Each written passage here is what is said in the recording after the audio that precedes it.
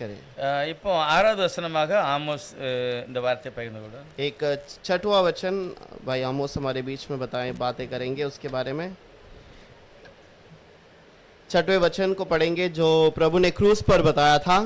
இயேசுவானவர் சிலுவையில் சொன்ன ஆறாவது வசனம் यूहन्ना का किताब उसका 19वां अध्याय 30 वचन। யோவான் पढ़े।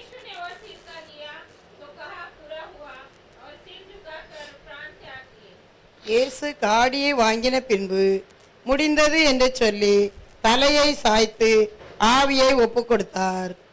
इस वचन के लिए प्रार्थना करेंगे। வார்த்தைக்காக ஜெபம் பண்ணலாம்। धन्यवाद करते हैं प्रभु, நன்றி சொல்கிறோம் பிதாவே, इस सुबह के समय में आपके क्रूस का ध्यान करने के लिए आए हैं இந்த காலை வேளையில சிலுவை குறித்து தியானிக்க வந்திருக்கிறோம்। और इस छठवें वचन के अंदर भी இந்த ஆறாவது வசனத்திலும் आपका कहा हुआ शब्द का अर्थ समझने के लिए मदद நீர் कीजिए, சொன்ன இந்த வார்த்தைகளின் अर्थத்தை समझने के लिए मदद कीजिए புரிந்து கொள்ள ஒவ்வொருவருக்கும் இரக்கம் செய்யும் यीशु के नाम से, இயேசுவினுடைய நாமத்தினால பிதாவே, आमीन। ஆமென்। यूहन्ना कहता है कि सब कुछ पूरा हुआ। வேத யோவான் மூலமா கர்த்தர் சொல்றார் எல்லாம் முடிந்து விட்டது। इसका जो अगर ग्रीक के अर्थ में देखा जाए तो यहाँ पर इसका पूरा दाम दे चुका गया है। கிரேக்க பாஷையில பாவ மன்னிப்புக்காக கொடுக்கப்பட்ட கிரயம் முழுவதுமாய் கொடுக்கப்பட்டது, ऐसा इसका अर्थ है। அதுக்கு தான் அதனுடைய பொருள்। लेकिन वचन में अगर हम देखते हैं வசனத்தை நாம் தியானிக்கும் போது उत्पत्ति में जो पहले आरंभ में जो भविष्यवाणी की गई थी, கர்த்தர் முதலாவது ஆதியாகமத்துல தீர்க்க தரிசனமாக சொன்ன வசனம், वो भविष्यवाणी को यहाँ पर प्रभु पूरा कर दिया है அந்த வசனம் இந்த இடத்துல முழுவதுமாய் कि முடிவு शैतान के सर को वो कुचलेगा। சாத்தானுடைய தலையை நசுக்கி போடுவார்। वो भविष्यवाणी को प्रभु ने यहाँ पर पूरा किया है। அந்த வசனத்தையும் கூட இந்த இடத்துல நிறைவேற்றுகிறார்। और भी कुछ बातें हैं जो प्रभु यहाँ पर पूरा करता है। இன்னும் கூட ஆண்டவர் இன்னொரு காரியங்களை நிறைவேற்றுகிறார்। हमारे श्राप को वहाँ पर पूरा करके दूर कर दिया, நம்முடைய சாபங்களை நீக்குகிறார், हमारे पाप को दूर कर दिया है, பாவங்களை நீக்குகிறார், वो उसको हमेशा के लिए खत्म कर दिया है। அதை நிரந்தரமாக நம்மளை விட்டு நீக்குகிறார்। इब्रानियों की किताब में लिखा है, எபிரேய நிருபத்தில் எழுதியிருக்கிறது उसका 9वां अध्याय 22वें वचन पर, 9வது அதிகாரம் 22வது வசனத்துல, व्यवस्था के अधीन में जब हम गुनाह में थे, நியாய பிரமாணத்தின்படி நம்ம எல்லாரும் குற்றவாளிகளா இருந்தோம், लेकिन उसने अपने बलिदान के द्वारा हमें शुद्ध कर दिया है। ஆனால் இயேசுவானவர் தன்னுடைய பலி இரத்தத்தினாலே நம்மளை பரிசுத்தப்படுத்துகிறார்। उसने वहाँ पर वो कार्य को पूरा किया है அந்த காரியத்தை கர்த்தர் அந்த சிலுவையிலே முடித்து விட்டார்। और उसने जो रोमियो की किताब में इस प्रकार से लिखा है, ரோமர்கள் நிருபத்துல பவுல் சொல்கிறார், और जब हम पापी थे நாம் எல்லாரும் பாவிகளா இருந்தோம், और उस समय पर प्रभु हमारे लिए वहां पर अपने प्राण को दे दिया,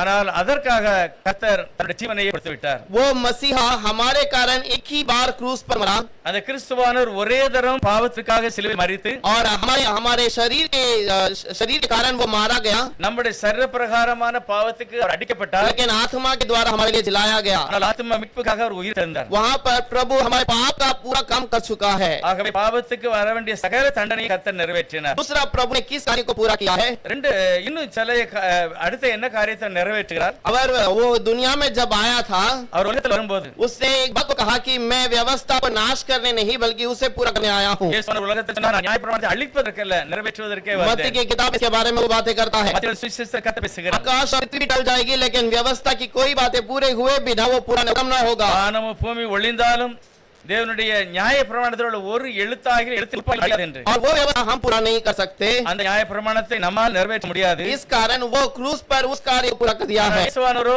அதை தன்னுடைய சரீரத்தில் அவர் சிலுவையில் நிறைவேற்றுகிறார்। और वो वचन लिखा है, व्यवस्था के कारण हमारे ऊपर जो दोष लगाया गया है, நியாய பிரமாணத்தின்படி நமக்கு மேல வர வேண்டிய தண்டனையை, और उस दंड को उसने वहां पर पूरी तरह से नाश किया है, தண்டனையை நிரந்தரமாக நம்மை விட்டு நீக்கி और वो उस क्रूस पर ही उसने पूरा किया है। சிலுவையினால் தான் எல்லாவற்றையும் நீக்கினார்। उसके बाद उसने हमारे लिए क्रूस पर और किया है। இன்னும் கூட சிலுவையில நமக்கு பாடுபட்டார்। हम जो मनुष्य है हमें पिता के साथ भी मिलाया है।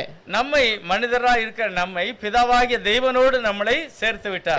यिर्मयाह की किताब के अंदर, எரேமியா தீர்க்கதரிசன புத்தகம் 31वां अध्याय के अंदर 31வது அதிகாரம் वहां पर 31वां वचन में कहता है 31 சொல்கிறார், कि वो फिर से जो यहूदियों के लिए, அவர் திரும்பவும் யூதர்களுக்காக, उस वचन को पढ़ेंगे, यिर्मयाह का किताब वो एक नया वाचक वहां पर हमारे लिए देता है। எரேமியா 31 வாசிக்கலாம்। இதோ நாட்கள் வரும் என்று கர்த்தர் சொல்கிறார், அப்பொழுது இஸ்ரவேல் குடும்பத்தோடும் யூதா குடும்பத்தோடும் புது உடன்படிக்கை उसका பண்ணுவேன்। 34वां वचन भी पढ़ेंगे, 34।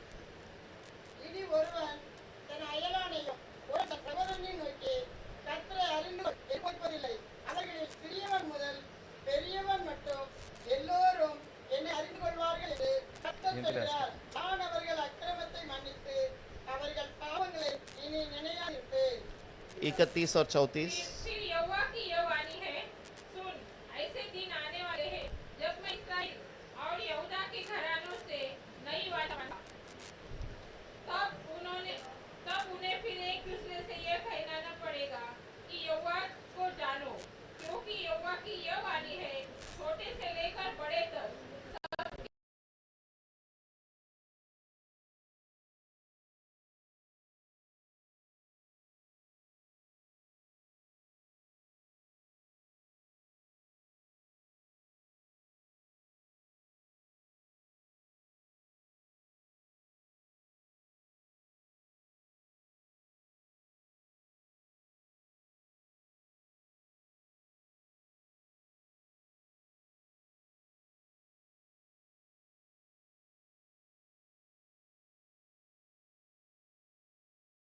ये सब मेरा ध्यान रखेंगे, क्योंकि मैं उनका अधर्म क्षमा करूंगा और उनके पाप फिर स्मरण न करूंगा। और यहाँ पर प्रभु और एक वाचा को पूरा करता है। ஆண்டவர் இன்னொரு உடன்படிக்கையும் கூட நிறைவேற்றுகிறார். पुराना जो व्यवस्था को दूर करने के बाद में பழைய நியாயப்பிரமாணத்தில் உள்ள காரியங்களை தள்ளிவிட்டு उसके बाद नए वाचा को हमारे लिए देता है। அதுக்கு பிறகு புதிய உடன்படிக்கையை वो நமக்கு कहता है कि मैं क्रूस पर मैं उन दिनों में उनके पाप को अधर्म को पूरा माफ करूंगा அந்நாட்களிலே நான் அவருடைய பாவத்தையும் அக்கிரமத்தையும் அவனை விட்டு நீக்கி விடுவேன், और उसे दोबारा याद नहीं करूंगा। அதை திரும்ப நான் நினைப்பதில்லை என்றார். लूक के किताब के 22वें अध्याय में 20 में कहता है, லூக்கா 22வது அதிகாரம் 30 20 போஜனம் பண்ணின பின்பு அவர் அந்தனுடைய பாத்திரத்தையும் கொடுத்து, இந்த பாத்திரம் உங்களுக்காக சிந்தப்படுகிற என்னுடைய ரத்தத்தினால் ஆகிய புதிய உடன்படிக்கையாய் இருக்கிறது என்றார். इसी रीति से उसने भोजन के बाद कटोरा भी यह कहते हुए दिया कि यह कटोरा मेरे उस लहू में जो तुम्हारे लिए बहाया जाता है नई वाचा है। और ये भी प्रभु का एक वाचा है இதுவும் கூட தேவனுடைய ஒரு உடன்படிக்கை. कि इस वाचा के द्वारा उसने उस पुराने जो नियम है उसको बदल कर नया नियम हमें देता है। பழைய நியாயப்பிரமாணத்தினால் உண்டான உடன்படிக்கையை நீக்கி ஒரு புதிய உடன்படிக்கை और ये वहां पर दाखरस उन्हें पिलाया गया था, அங்கே திராட்சரசம் பரிமாறப்பட்டது. लेकिन इसको पूरा करने का स्थान क्रूस है, இதை எல்லாவற்றையும் நிறைவேற்றினது சிலுவையில். क्योंकि उसका लहू उसी क्रूस पर गिराया गया है। ஏனென்றால் அவருடைய இரத்தம் சிலுவையிலே சிந்தப்பட்டது. उसके बाद उसने हमारे लिए हमेशा का एक जय दिया है। நிரந்தரமான ஒரு ஜெயத்தை கர்த்தர் அந்த இரத்தத்தினால விடுதலை கொடுத்தார். और आखिर में एक बात को मैं बताना चाहूंगा, கடைசியாக இன்னொரு காரியத்தை பார்க்கலாம். और कि वो हमें पिता से मिलाने का एक काम भी किया है। பிதாவோடு மனிதன் சேரக்கூடிய ஒரு வழியையும் கர்த்தர் क्योंकि திறந்தார். पुराने नियम में बलि चढ़ाने के लिए किसी के द्वारा हमें जाना पड़ता था। பழைய ஏற்பாட்டில் பலி செலுத்துவதற்கு யார் மூலமாவது நாம் தேவ சமூகத்துக்கு போக हम வேண்டும். सीधे से सीधे प्रभु के पास नहीं जा सकते थे। நேரடியாக நாம் யாரும் தேவனிடத்தில் போக लेकिन முடியாது. ये यीशु मसीह के उस क्रूस के मरण के बाद ஆனால் இயேசுவானுடைய மரணத்துக்கு பிற்பாடு उसने एक ही बलिदान, ऐसा बलिदान दिया है இயேசுவானவர் ஒரே தரம் நிரந்தரமான பலி செலுத்தப்பட்டதனால் ताकि उसके द्वारा और कोई बार बार बलिदान करने की आवश्यकता नहीं, வேற யாருமே அடிக்கடியை பலி செலுத்த வேண்டிய தேவையில்லை. और उस बलिदान के द्वारा हमें प्रभु के साथ हमेशा उसने साथ में जोड़ के रखा है। இயேசுவானுடைய ஒரே ஒரு பலியினால நாம் எப்பொழுதும் தேவனோடு ஐக்கியப்பட முடியும். ये सारा काम को प्रभु ने क्रूस पर वहां पर पूरा किया। இந்த எல்லா காரியங்களையும் இயேசுவானவர் சிலுவையிலே செய்து इन முடித்தார். बातों को बताने के बाद यीशु ने कहा कि पूरा हुआ। இதை எல்லாத்தையும் செய்து முடித்தவர் சொன்னார், எல்லாம் முடிந்தது. यही वचन को हमने पढ़ा था 19वें अध्याय के अंदर। இதைத்தான் நாம் யோவான் 19வது அதிகாரத்துல यीशु வாசித்தோம். जहां पर हमारे लिए सब कुछ पूरा किया है, எந்த இடத்துல தேவன் எல்லாவற்றையும்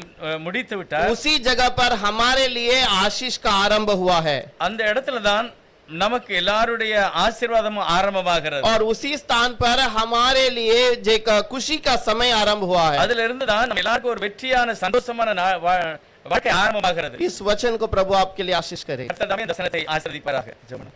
हम प्रार्थना करेंगे। धन्यवाद करते हैं प्रभु, इस वचन को दान करने के लिए आपने मौका दिया, और प्रभु इस समय पर धन्यवाद करते हैं इस वचन के हमने सीखा है प्रभु, आपने हमारे लिए सब पूरा किया है ताकि हमें आप उस पूरा किए बातों पर भरोसा करना है, और हमें उस आनंद जीवन को आप देते हैं। छोटी सी दुआ यीशु के नाम से मांगते हैं, ஆமென்.